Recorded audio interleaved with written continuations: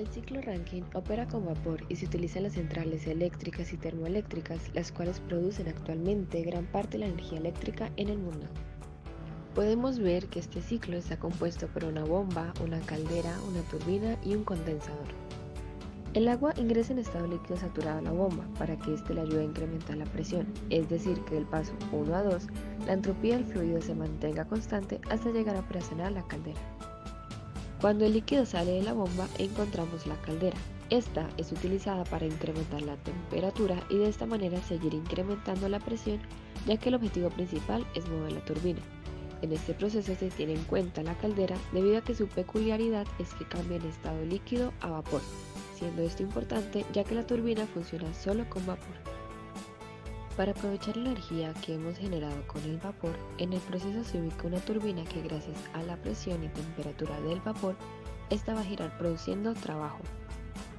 Por último, para cerrar el ciclo y el agua vuelva a ingresar a la bomba, en el proceso se encuentra un condensador, ya que al salir de la turbina sigue en estado de vapor, por lo tanto, este elemento es importante para cambiar el vapor al líquido.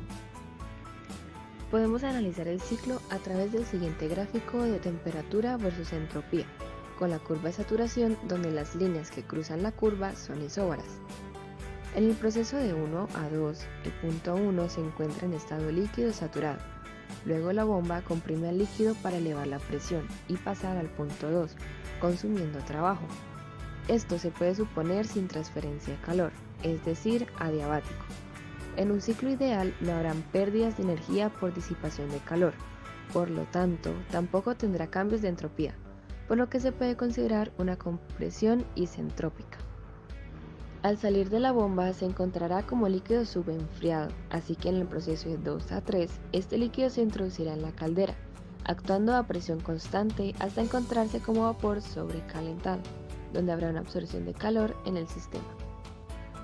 Posteriormente entrará a la turbina en el proceso de 3 a 4, donde va a producirse trabajo. Esta evolución se puede suponer que es adiabática. En caso de ser un ciclo ideal, puede suponerse isentrópica, ya que tampoco tiene pérdidas de energía.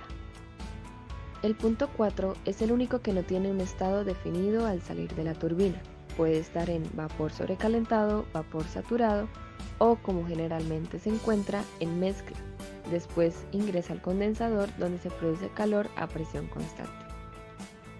De allí saldrá como líquido saturado completando el ciclo. El área debajo de la curva del proceso 2 a 3 representa el calor transferido hacia el agua en la caldera.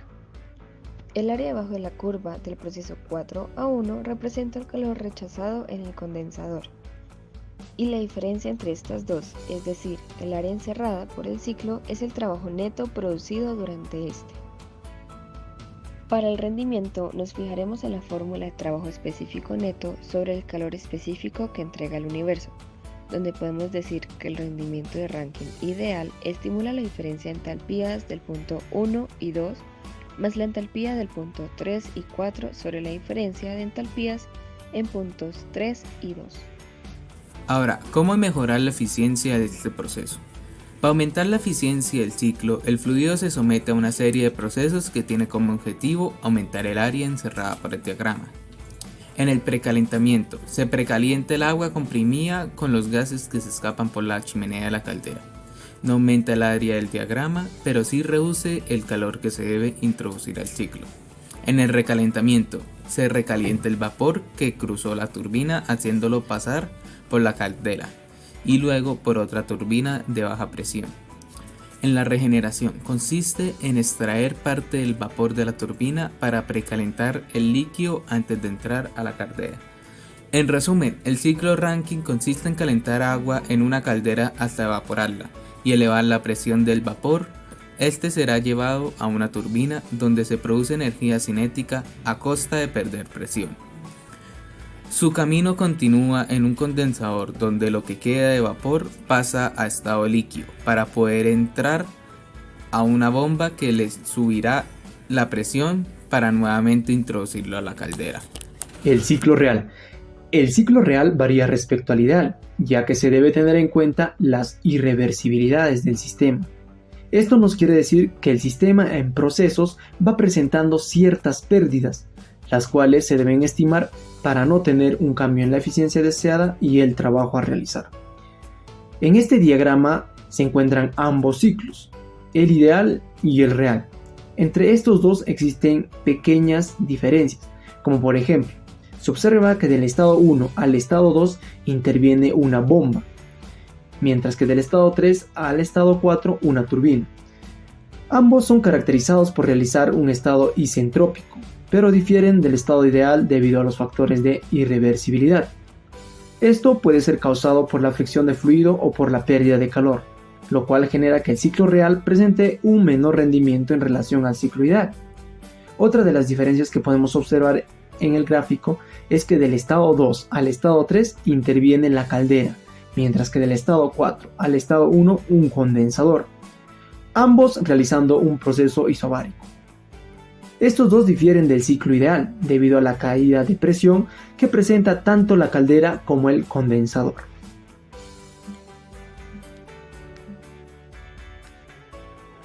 Como se conoce en el ciclo ideal del ciclo Rankine, su principal característica es que no presenta pérdidas. En este se tienen los siguientes componentes, tales como la bomba, la caldera, turbina y el condensador. Pero en un ciclo Rankine real se le añadirían 3 elementos más, como el tanque colector de condensado, tanque make-up y el desaireador. El tanque colector de condensado se encarga de extraer de todas las componentes del ciclo Rankine lo más que se pueda del condensado para el siguiente ciclo. Recordemos que al ser un ciclo es algo continuo. Así que como es un ciclo real, vamos a evidenciar que a lo largo de todo el proceso se van a producir pérdidas, siendo obtenidas entre los procesos de las tuberías a las calderas y a la turbina, siendo como descargas continuas, purgas, extracciones para la producción y diferentes pérdidas que se pueden dar por el diseño de tuberías que no pueden ser recta o por fallos estructurales que pueden haber en la planta. Este ciclo es irreversible, ya que siempre habrá un grado de pérdida. El tanque colector de condensado está conectado al desaireador, el cual es el encargado del siguiente proceso en el que extrae todo el oxígeno al agua y al calentar lo más que se pueda para el siguiente ciclo. Recordemos que el propósito del ciclo es optimizar. El tanque make-up es un tanque de reserva donde se encuentra agua suavizada que puede extraerse si es que se necesita para el proceso. Entre otras pérdidas energéticas, podríamos recordar que el ciclo Rankine ideal está compuesto por 4 componentes reversibles, por tanto se aprovecha mayor energía, pero en el ciclo Rankine real el rendimiento es menor que el ideal debido a irreversibilidades, o sea que posee pérdidas. La principal irreversibilidad que experimenta el fluido de trabajo está asociada con su expansión en la turbina. Aunque no es exactamente adiabática, el calor transferido al ambiente por la turbina es normalmente una pérdida térmica. Pérdida por fricción del fluido. Esto provoca caídas de presión en la caldera, el condensador y la tubería entre los componentes, y como resultado el vapor sale de la caldera a una presión más baja. Pérdida por calor. Estas pérdidas de calor en diferentes equipos también disminuyen el rendimiento real. Esto reduce la producción neta de trabajo. Por lo tanto, se requiere la adición de calor al vapor en la caldera para mantener la misma producción neta de trabajo. Aplicaciones. Una de las aplicaciones del ciclo Rankine es la generación de energía geotérmica, es decir, la generación de potencias a partir de fuentes geotermales es importante en crecimiento de alta entalpía, así como la temperatura del fluido es mayor a la evaporación del agua. Y también se podría decir que la presión en general es mucho mayor a la atmosférica, notándose así fluidos difásicos a la salida, por lo que se podrían aplicar ciclos Rankine convencionales. Otra de sus aplicaciones se da en las centrales termoeléctricas, pero para producir este tipo de electricidad se tienen que pasar por ciertos procesos. Primeramente, se usa el combustible derivado del petróleo, que sirve para mantener la caldera industrial encendida. Gracias a ello, el fluido de trabajo comenzará a calentarse y posteriormente a evaporarse. Para ello generalmente se utiliza el agua como fluido de trabajo, pero también se puede hacer uso de un fluido distinto con distintas propiedades. Posteriormente, cuando el vapor alcance una temperatura de 500 grados Celsius, se procede a mandar a la turbina. Una vez ahí, el vapor se expande, perdiendo presión, lo que hace girar a la turbina que está conectada a un generador eléctrico. y así produciendo electricidad. Después de ello, el vapor es enviado a un condensador, donde pasa de estar de un estado gaseoso a un estado líquido. Posterior a ello, es enviado de nuevo a la caldera, para poder repetir el mismo ciclo.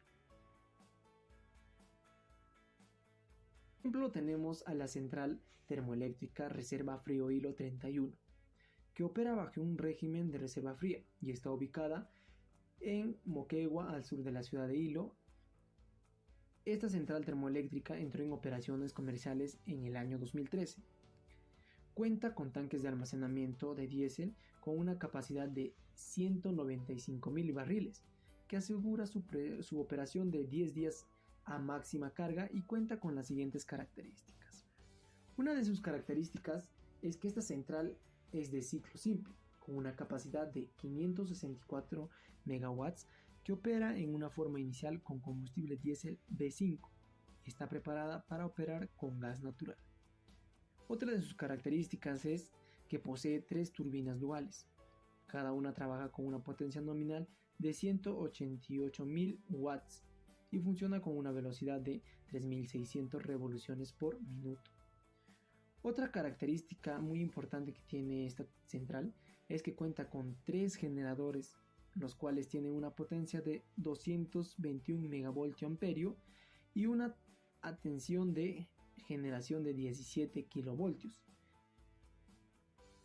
También está el transportador, cuya potencia es de 3169 megavoltios amperio y tiene un nivel de tensión de 17 por 220 kilovoltios. Por último, las mejoras. ¿Cómo mejorar el ciclo? Lo primero sería aumentando el salto entálpico entre 1 y 2, o sea, el trabajo entregado a la turbina. La segunda mejora sería la reducción de presión del condensador. En este procedimiento se disminuye automáticamente la temperatura del condensador, otorgando un mayor trabajo a la turbina por la desviación del calor rechazado. La desventaja es que la humedad del vapor ocasiona la erosión en los alavales de la turbina. La tercera mejora sería en el sobrecalentamiento del vapor a altas temperaturas. Es posible elevar la temperatura promedio a la que se añade vapor al calor sin aumentar la presión de la caldera, logrando un incremento de trabajo en la turbina. Esto tiene como ventaja que la humedad disminuya. Como cuarta mejora tenemos el incremento de la presión en la caldera, donde elevando la temperatura de ebullición, este a su vez incrementa la temperatura promedio a la que se añade el calor al vapor. Y como última mejora tenemos el recalentamiento intermedio del vapor. Tener varias etapas de turbinas mediante recalentadores y ecualizadores. Created using Powtoon.